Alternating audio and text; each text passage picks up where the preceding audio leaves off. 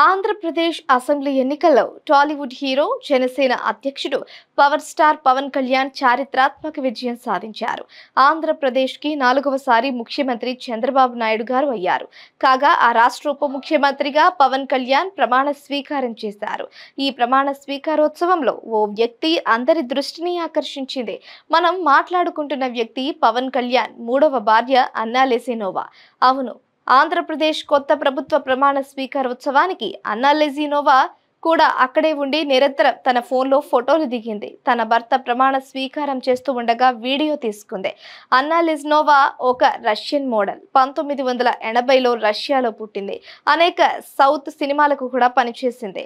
అన్నా లెసినోవా కూడా తీన్మార్లో ప్రధాన పాత్ర పోషించింది. పవన్ కళ్యాణ్, అన్నా లెసినోవా తీన్మార్లో కలిసి పనిచేశారు.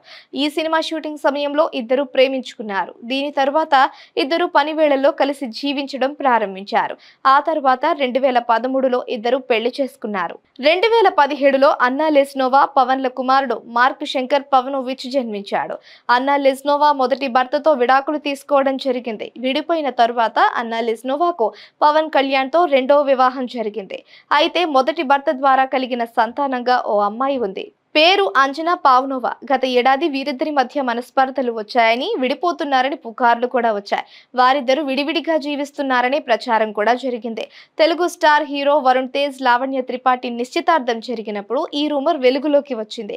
ఈ వేడుకలో ఇద్దరూ పాల్గొనలేదు. అటుపై రామ్ చరణ్, ఉపాసనల కుమార్తె నామకరణ వేడుకల్లో కూడా పవన్ కళ్యాణ్ దంపతులు కలిసి కనిపించలేదు. ఆ తర్వాత పవన్ కళ్యాణ్ ఎన్నికల ప్రచారంలో బిజీగా ఉండడం, అటు ఫలితాల తరువాత మళ్లీ ఇద్దరు కలిసి జంటగా కనిపించారు.